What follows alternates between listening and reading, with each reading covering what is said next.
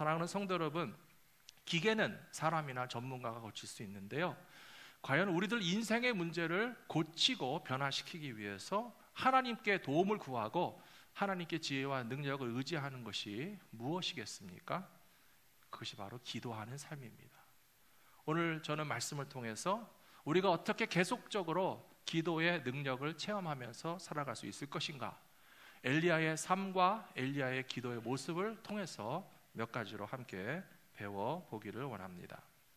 3주째 우리는 구약성경에 나오는 엘리야에 관한 말씀을 같이 보시고 있는데요, 엘리야는 하나님의 선지자로서 말씀을 대언하고 영적인 싸움을 아주 용감하게 싸워서 승리한 그런 하나님의 사람이기도 하지만, 엘리야의 삶을 또 구체적으로 계속 들여다보시면 정말 진정한 기도의 사람이었고, 그런 기도가 어쩌다 한 번 있었던 것이 아니라 끊임없이 엘리야에게 주어지는 여러 가지 삶의 과제들 앞에서 하나님 앞에 매달리고 기도하고 의지하면서 하나님의 응답하심을 따라서 살았던 사람이 엘리야였다라고 하는 것을 우리가 이 시간 다시 한번 기억하기를 원합니다. 그리고 우리들도 어떻게 하면 기도의 능력 속에서 계속적으로 살아갈 수 있을까 함께 배우실 수 있으면 좋겠습니다. 지난주일 말씀을 보시면 북이스라엘의 아합 왕 시대에 우상 숭배가 만연했습니다. 왕과 왕비로부터 시작해서 바알을 섬기면 비가 오고 풍년이 지면서 백성들이 잘 살 것이라고 하는 거짓된 종교를 퍼뜨리고 있었습니다.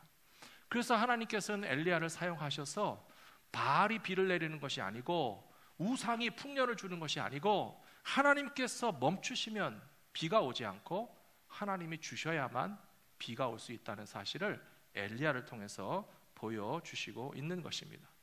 그래서 오늘 본문 말씀에 보시면 이제 드디어 바알의 선지자 450명, 아세라의 선지자 400명, 도합 850명의 가짜 우상 선지자들이 하루 종일 기도했다고 그랬습니다. 부르짖고 부르짖다 못해서 목이 쉬고 또 몸부림을 쳐도 자기네 기도가 응답받지 않으니까 심지어 자기의 몸을 긁고 학대하고 막 정말 말로 표현할 수 없는 몸부림을 치면서 기도했지만 아무 응답이 없었습니다. 사랑하는 성도 여러분, 오늘 우리가 기도에 대해서 배워야 할 아주 중요한 사실이 있습니다. 몸부림만 친다고 진짜 기도는 아닙니다. 소리만 크게 지른다고 진짜 기도가 아닙니다.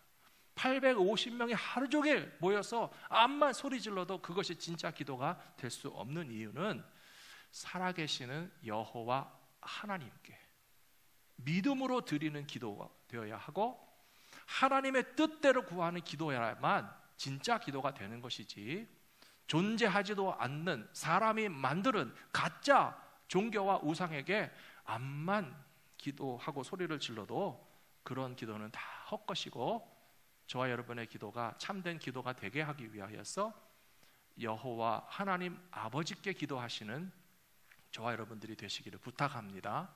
믿음으로 기도하시는 하나님의 백성들 되시기를 부탁합니다.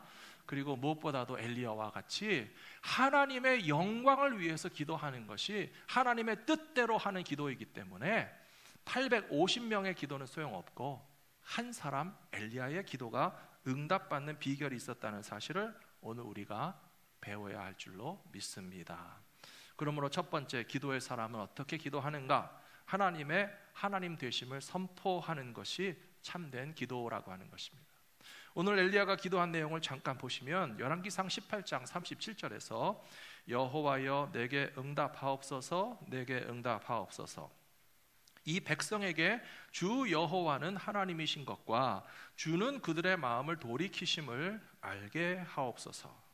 엘리야가 지금 여기서 뭐라고 기도했습니까? 여호와 하나님이 진짜 하나님이신 것을 보여주십시오 라고 기도하고 있습니다. 우리들이 종종 기도하면서도 이 사실을 좀 간과하거나 놓치고 지나갈 때가 있어요. 우리가 어떨 때 가장 간절히 기도합니까? 아쉬운 게 있으면, 나에게 문제가 있으면, 내가 얻고 싶은 것이 있으면 하나님 내게 주시옵소서.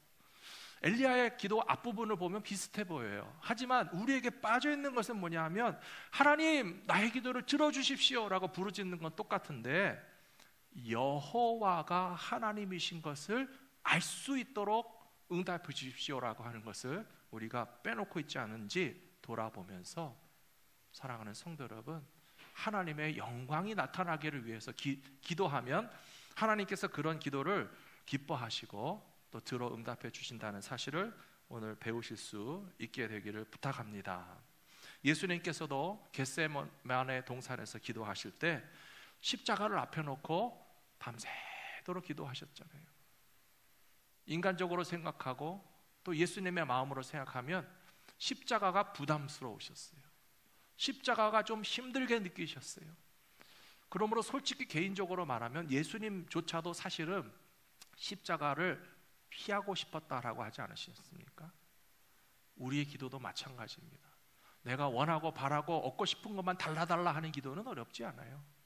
하지만 반대로 내가 원치 않는 것을 받아들이기 위해서 하는 기도는 어렵잖아요. 내가 높아지고 자랑하고 내 어떤 소원과 욕망을 이루기 위한 기도는 부르짖을 수 있습니다.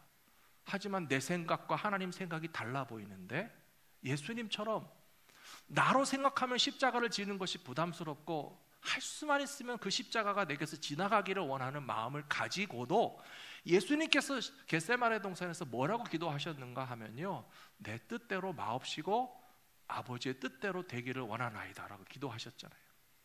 그것은 뭐냐 하면 예수님의 기도도 하나님의 영광이 우선이었다는 거예요.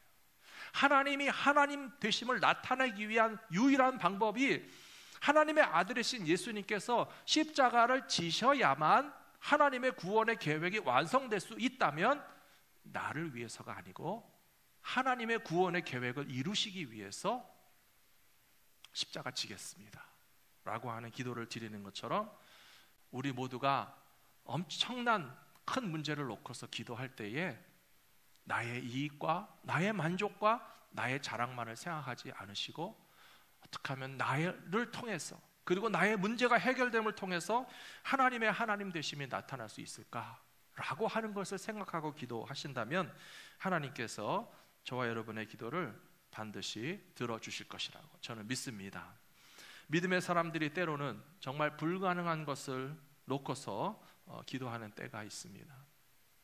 오늘 일부 예배에 우리 교회 어떤 권사님이 예배드리러 나오셨는데요, 정말 이 상황과 그 권사님이 겪으신 일과 너무 똑같다는 것이 제가 생각이 났어요.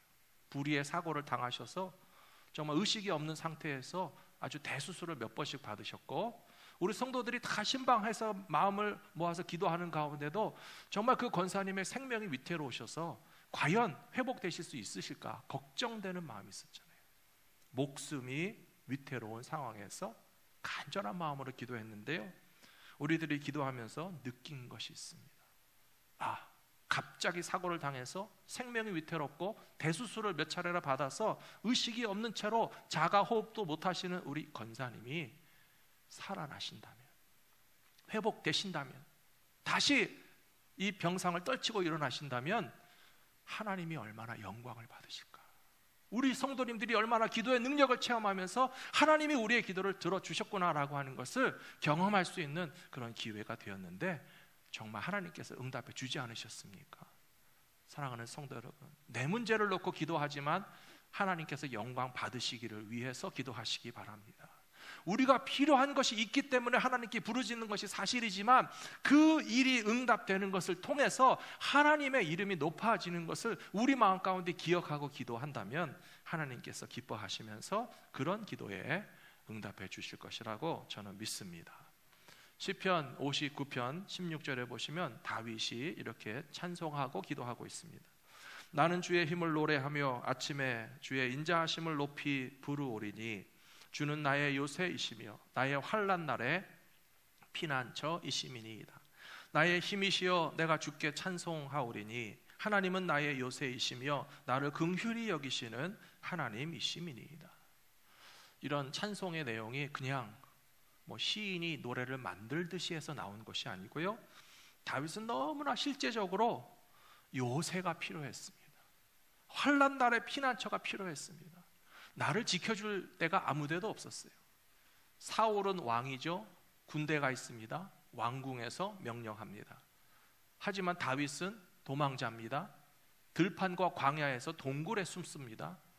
정규 군이 아닌 그저 다윗과 함께 하고 싶은 일반인들이 피해 있는 상황에서 하나님이 나의 보호자 되심을 믿고 기도할 때에 얼마나 하나님의 하나님 되심을 나타내고 싶었겠습니까? 그 소원과 기도를 들으시고 하나님께서 건져주신 것처럼 우리들이 당하는 문제와 아픔과 해결해야 될 내 힘으로 해결하지 못할 문제까지도 하나님이 해결해 주시면 하나님께서 영광 받으실 것을 바라보며 기도하시는 저와 여러분들이 되시기를 부탁합니다. 두 번째로 우리가 기도의 능력을 계속 체험하면서 살아가기를 원한다면 응답 주실 때까지 포기하지 말고 계속 기도해야 됩니다. 오늘 읽으신 본문 말씀 후반부에 보시면 41절에서 엘리야가 아합 왕에게 이르되 올라가서 먹고 마시소서 큰 빗소리가 있나이다. 아합이 먹고 마시러 올라가니라. 엘리야가 갈멜산 꼭대기로 올라가서 땅에 꿇어 엎드려 그의 얼굴을 무릎 사이에 놓고 기도했다. 그런 장면이 나옵니다. 저는 이 본문을 읽으면서 조금 이해가 안 되는 것이요, 방금 전까지 아합 왕과 죽여라 살려라 싸우더니만 뭐 어느 사이에 갑자기 엘리야가 아합 왕을 위해서 기도해 주고 있는 것처럼 여겨집니다. 이미 바알 선지자들은 다 잡아다가 기손 시내가에서 죽였고요, 백성들이 다 하나님이 하나님이시다는 것을 찬송하면서 엘리야가 승리를 경험했는데요, 그 장면을 목격하고 있던 아합 왕을 앞에 놓고서 지금 비를 내려주시라고 엘리야가 기도하고 있는 거예요. 왜 그랬을까요? 바알이 비를 내려주는 것이 아니고 우리가 기도하면 하나님이 비를 내려주신다는 것까지 보여줘야 이 승리가 확정되지 않겠습니까? 그것을 위해서 기도한 것이지 결코 아합 왕 도와주려고 기도한 것이 아니라는 사실을 이해하신다면 이 말씀을 읽으시면서 오해하지 않으실 것이고요, 그리고 오늘날 우리가 기도해야 될 중요한 사명을 저는 깨닫습니다. 국가적인 재난을 당하면 그 재난에는 악인만 고통받는 것이 아니라 선인도 고통받는다는 거예요. 코로나 바이러스의 사태 때문에 크리스찬들만 괴로워하는 것이 아니라 예수를 믿지 않는 사람들도 다 고통받는 것이고요, 국가적인 경제 위기가 다가오면 선한 사람, 악한 사람 할 것 없이 다 고통을 받기 때문에 우리 믿는 사람들이 해야 될 사명이 있다면 예수 믿는 사람만 건져달라고 기도하시겠습니까? 선하고 의로운 사람들만 고통에서 벗어나게 해달라고 기도하겠습니까? 아니죠. 교회와 성도들이 기도할 때에 이 땅에 고통받는 모든 백성들을 하나님께서 불쌍히 여겨주시고 다 살려달라고, 국가적인 재난 가운데서 우리 모두가 이 위기를 극복할 수 있게 해달라고 기도하는 영적인 리더십을 보여준다면 세상 사람들에게 칭찬과 존경을 받게 될 것이라고 저는 믿습니다. 창세기에 나오던 요셉이라고 하는 애굽의 총리를 생각해 보십시오. 신앙적으로만 생각하시는 분들은 왜 믿음의 조상들의 자손인 요셉이가 이스라엘 땅에서 이스라엘 백성들만 위해서 일하지 않고 전혀 상관없는 애굽의 바로 왕에게 총리 대신이 되어서 그 나라에서 일을 했을까라고 오해하실 수가 있어요. 그런데 하나도 잘못된 것이 없는 것을 우리가 잘 알고 있습니다. 하나님께서 7년의 풍년을 준비하게 하시고 또 그 이후에 다가올 7년의 흉년 기간 동안에 이렇게 엄청난 애굽과 중근동 지역에 아주 광범위한 자연재해와 기근의 고통이 다가왔을 때 하나님의 백성들만 고통스러운 것이 아니잖아요. 애굽의 모든 백성들과 그 시대에 살아가고 있던 모든 사람들이 먹을 양식이 없어서 죽을 위기에 빠졌을 때 하나님의 사람인 요셉을 준비시키심으로써 하나님의 백성들만 사는 것이 아니라 애굽 사람들도 굶어 죽지 않게 될 것이고 하나님께서 많은 사람들을 구원하기 위하여서 나를 준비하셨습니다. 요셉의 신앙 고백이지 않습니까? 오늘 이 시대에 코로나 팬데믹이 미치는 영향에 모든 나라 사람들이 다 고통받고 있습니다. 선인과 악인이 다 괴로워합니다. 하나님의 사람들이 엘리야처럼 기도해서 하나님께서 우리로 하여금 이 재난을 극복하며 나갈 수 있도록 포기하지 말고 끝까지 기도하시는 저와 여러분들이 되시기를 부탁합니다. 지난주에도 말씀드렸지만 신약 성경을 읽어보시면요, 엘리야의 이름이 자주 나옵니다. 여러 사람이 다 엘리야에 대해서 언급했고 예수님도 말씀하셨는데요, 야고보서 5장에 가서 보시면 기도는 엘리야처럼 해야 된다라고 하는 말이 또 나오고 있습니다. 보시면 그러므로 너희 죄를 서로 고백하여 병이 낫기를 위하여 서로 기도하라. 의인의 간구는 역사하는 힘이 큼이니라. 엘리야는 우리와 성정이 같은 사람이로되 그가 비가 오지 않기를 간절히 기도한즉 3년 6개월 동안 땅에 비가 오지 아니하고 다시 기도하니 하늘이 비를 주고 땅이 열매를 맺었느니라. 야고보 사도가 뭐라고 얘기하고 있습니까? 구약 시대에 기도의 사람 하면 바로 엘리야가 생각나지 않습니까? 리마인드 해주면서 하나님의 사람, 기도의 사람 엘리야는 우리와 성정이 같은 사람이라고 했어요. 무슨 뜻이에요? 엘리야도 사람이고 우리도 사람이라는 거예요. 기도는 하나님이 들어주시는 하나님의 능력일 뿐이고 우리는 엘리야가 됐든지 우리가 됐든지 간에 하나님 앞에 믿음으로 기도하면 하나님의 역사하셔서 비가 없어야 되면 비를 멈추게 하시고 비가 필요하면 하나님이 내려주시는 것처럼 우리들도 엘리야처럼 믿음을 가지고 하나님의 영광을 위해서 기도하는 삶을 살아야 한다는 권면의 말씀으로 받으시게 되기를 부탁합니다. 오늘 본문 말씀을 보시면요, 엘리야는 어떻게 기도했는지가 구체적으로 나와 있습니다. 갈멜산 꼭대기에 땅에 엎드렸다고 그랬습니다. 그리고 무릎을 꿇었다고 그랬고요, 자기의 얼굴을 무릎 사이에 넣었다고 그랬어요. 지금 집에 계시는 분들은 이 자세를 한번 해보시기 바랍니다. 방바닥에 엎드려서 무릎을 꿇고 앞을 다리를 조금 벌리시고요, 얼굴이 땅에 닿도록 한번 납작 엎드려 보세요. 굉장히 힘들어요. 쉽지 않아요. 그런데 이런 자세로 간절한 기도를 몇 번 했다고 그랬습니까? 7번 했다고 그랬어요. 한 번 기도했는데 비가 탁 왔으면 얼마나 쉬웠겠습니까? 근데 한 번 간절히 이렇게 땅에 엎드려서 자기 무릎 사이에 얼굴을 땅에 닿도록 납작 엎드려서 간절히 기도하는데도 사환에게 나가서 하늘에 구름이 한 점이라도 있는지 좀 봐라 그랬더니 아주 이 남가주의 하늘처럼 맑고 청명한 하늘에 비가 한 방울도 내릴 기미가 보이지 않아요. 사랑하는 성도 여러분, 그래도 기도해야 되지 않겠습니까? 2번 기도했더니 구름이 생겼습니까? 안 생겼습니까? 전혀 생기지 않았어요. 3번을 그렇게 간절히 기도했는데 이제 구름이 좀 나타났습니까? 아니에요. 3번 기도해도 하늘에 변화가 없고 4번 기도해도 전혀 조짐이 보이지 않고 7번에 이르도록 그렇게 간절하게 땅에 엎드려서 얼굴을 자기 무릎 사이에 박고 납작 엎드려서 간절히 기도하는 엘리야의 기도의 자세를 우리가 배워야 된다는 거예요. 사랑하는 성도 여러분, 기도하면서 실망하거나 낙심치 않으시기를 부탁합니다. 어떤 분들은 한 달째 기도하는 제목도 있으시죠? 한 달 동안 기도해서 응답받지 못했다고 지금 멈추시겠습니까? 아닙니다. 어떤 분들은 1년 동안 기도하시는 기도 제목도 있죠. 1년을 기도해서 하나님 아직 응답하지 않으셨으니까 이제 포기하시겠습니까? 아니죠. 어떤 분들은 10년 넘게 기도하시는 제목도 있어요.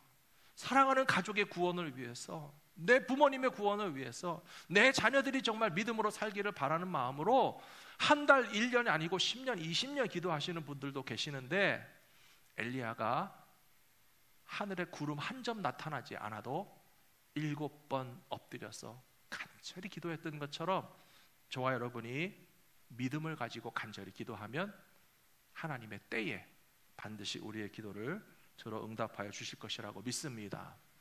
야고보 사도가 한 말을 분명히 기억하십시오. 엘리야가 대단한 것이 아니다. 엘리야도 우리랑 똑같은 사람이다. 우리가 엘리야처럼 응답받으려면 그저 엘리야와 같이 똑같이 기도하면 하나님이 우리의 기도를 반드시 들어주실 것이라고 믿습니다.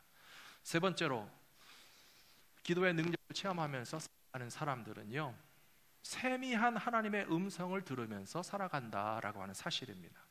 이제 열왕기상 18장이 끝나고 19장에 가서 보시면 엘리야가 아주 희한한 체험을 하게 됩니다. 이 이세벨 왕비의 위협에 두려워서 멀리 도망가게 되는데요, 한참 믿음이 좋았던 엘리야였죠. 사르밧 과부의 집에서 응답해 주시고 죽은 아들도 살려주시고 850명의 바알과 아세라 이 선지자들도 다 쳐서 물리쳤고, 게다가 엘리야가 기도하니까 비까지 내려주시니까 좀 우쭐한 마음이 들었을지 모르겠어요. 야, 하나님이 정말 내 기도를 들어주시는구나. 그렇게 한참 영적으로 승리의 기쁨에 도취되어서 까딱하면 교만해질 수도 있었던 찰나에 이세벨 왕비가 죽여라. 그러니까 엘리야가 그냥 또 마음이 낙심이 돼서 도망가 버렸어요. 마음속으로 하나님한테 좀 불평했을 것 같아요. 하나님, 이럴 수가 있습니까? 기도해 주시고 응답해 주신 건 감사한데 좀 계속 승승장구하게 좀 나를 지켜주시지, 왕비 때문에 무서워서 도망가는 내 신세가 이게 뭡니까? 하나님 계신 거 맞습니까? 하나님 좀 증거 좀 보여주십시오 라고 하니까 하나님께서 막 우르릉 꽝꽝 하는 장면을 보여주셨어요. 요란하게 천둥 번개가 치고 뭐 불이 나고, 근데 하나님께서요 거기에 계시지 않더라는 거예요. 열왕기상 19장 12절에 뭐라고 되어 있습니까? 또 지진 후에 불이 있으나 불 가운데에도 여호와께서 계시지 아니하더니 불 후에 세미한 소리가 있는지라. 사랑하는 성도 여러분, 하나님께서 우리에게 세밀한 음성으로 다가오심을 놓치지 말고 캐치하시기를 부탁합니다. 우리는 신앙생활하면서 뭐 엄청난 부흥회나 수련회나 찬양 집회나 막 영적 체험을 하는 요란한 그런 상황 속에서만 하나님을 느낀다라고 생각할 때도 있는데요, 물론 하나님께서는 뜨거운 집회와 말씀과 기도와 찬양 가운데서 우리에게 감동과 은혜를 주시는 것도 사실입니다. 그런데 하나님께서 조용한 가운데 말씀하시는 것을 절대 놓치면 안 된다는 거예요. 우리의 삶을 돌아보면 항상 모든 일들이 드라마틱한 일들만 가득 차 있는 것은 전혀 아니에요. 엘리야의 삶에 있어서도 850명과 싸운 것은 평생에 단 한 번이었고, 다른 수많은 선지자들은 그런 경험을 단 한 번도 하지 않았어도 하나님은 살아계시고 우리의 기도를 응답하신다는 것을 경험하고 믿으면서 살지 않았습니까? 엘리야와 같은 사람이니까 기도할 때 비가 멈추고 기도할 때 다시 비가 오는 것을 또 경험해 봤지, 우리가 평생에 그런 일을 뭐 매번 겪는 것은 아니란 말이에요. 크리스찬들이 신앙생활하면서 너무 빅 이벤트에 의존하고 뭔가 좀 짜릿한 영적 체험이 있어야만 내가 신앙이 좀 유지되는 것 같고, 그렇지 않은 평범한 일상 속에서는 하나님이 계신지 안 계신지 모르겠다라고 하는 그 믿음이 깔아앉는 경우가 많이 있는데요, 여기 열왕기상 19장에서 하나님께서 천둥과 번개와 지진과 불 가운데서 나타나지 않으시고 세미한 중에 말씀하신 이유가 어디에 있는지 이 시간 잘 한번 생각해 보시기 바랍니다. 일상의 크고 작은 일들 가운데서 5만 번의 기도 응답을 받았던 영국의 조지 뮬러라고 하는 목사님이 계시는데요, 저는 예전에 조지 뮬러 목사님에 관한 책을 읽으면서 정말 대단한 감동과 은혜를 받았어요. 사랑하는 성도 여러분, 5만 번 기도 응답을 받으려면 몇 번 기도해야 될까요? 적어도 5만 번 이상 기도를 해야 5만 번 기도 응답 받지 않겠습니까? 10,000번 기도하고 5만 번 기도 응답 기대할 수 없어요. 조지 뮬러 목사님은요 5만 번이 아니라 10만 번 더, 20만 번 더 기도했을 것입니다. 그 가운데서 자기 자신의 평생에 5만 번이나 되는 기도의 응답을 받았다라고 하는 확신이 있으니까 얼마나 그 마음이 기쁘고 하나님이 항상 내 삶에 떠나지 않고 계신다는 것을 경험하지 않았겠습니까? 근데 조지 뮬러 목사님이요 엄청나게 큰 문제만 놓고 기도하신 거 아니에요. 1년이나 100년에 한 번 만날 만한 재난 때문에만 기도하신 것이 아니라 작고 소소한 일들까지도 하나님 앞에 다 기도하면서 그 잠잠하고 세미한 중에 작은 일까지도 들으시고 응답하시는 하나님을 경험했기 때문에 5만 번의 기도의 응답을 체험할 수 있었던 것이, 큰 일만 놓고 평생에 한두 번 기도해가지고는요 평생에 한두 번밖에 기도 응답 체험하지 못합니다. 조지 뮬러 목사님의 이야기를 읽어보면 어느 추운 겨울에 런던에서 아주 큰 고아원을 운영하고 계셨어요. 근데 그 추운 겨울에 고아원에 보일러가 고장난 거예요. 물을 덮이지 못하면 이 아이들이 다 추위에 감기 걸려서 큰일 나게 생겼는데, 조지 뮬러 목사님이 간절히 기도했더니 하나님께서 참 이상하게도 따뜻한 바람이 불게 하셨어요.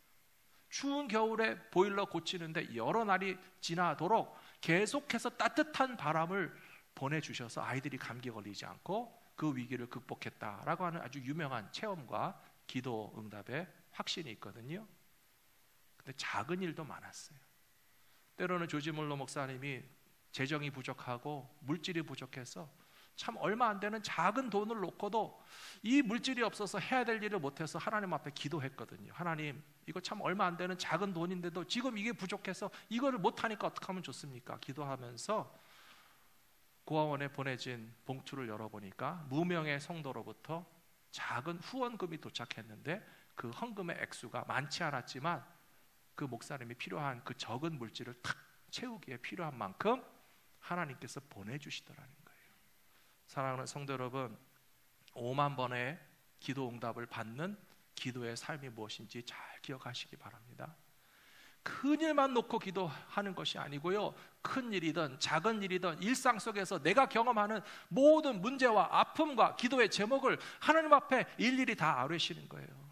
집에 가서 한번 계산해 보세요. 지금 나는 남아있는 날 동안에 5만 번 기도하려면, 응답받으려면 도대체 하루에 몇 개씩 기도해야 되는가? 하루에 10개, 100개씩 기도해야 될지 몰라요. 그러기 쉽지 않죠? 하루에 아마 2-3개만 기도하기도 쉽지 않으실 거예요. 근데 늦지 않았습니다. 지금부터라도 우리가 작은 일들, 소소한 일들, 일상 속에서 만난 어려움과 문제들에 대해서 다 하나님께 아뢰는 기도의 삶을 살아간다면 잠잠함 가운데 세미하게 응답하시는 하나님의 음성을 우리가 경험하며 살아가게 될 것이라고 저는 믿습니다. 시편 62편에서 다윗이 이렇게 고백하고 있습니다. 나의 영혼이 잠잠히 하나님만 바라며 나의 구원이 그에게서 나오는도다. 오직 그만이 나의 반석이시요 나의 구원이시요 나의 요새이시니 내가 크게 흔들리지 아니하리로다. 다윗은요, 하나님 앞에서 잠잠히 바랬습니다.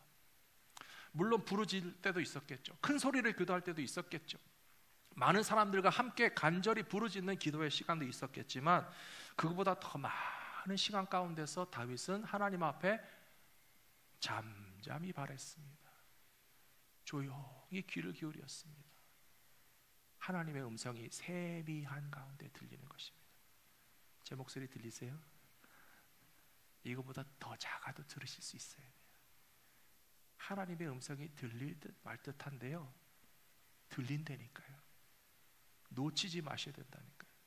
작은 일에도 응답하여 주시는 하나님을 잠잠히 바랄 때에 나의 도움, 나의 구원, 나의 반석, 나의 요새이신 하나님이 나와 함께 계시기 때문에 나는 결코 크게 흔들리지 않는다 하는 믿음을 가지고 승리하며 살아가시는 기도의 사람들이 다 되시기를 축복합니다.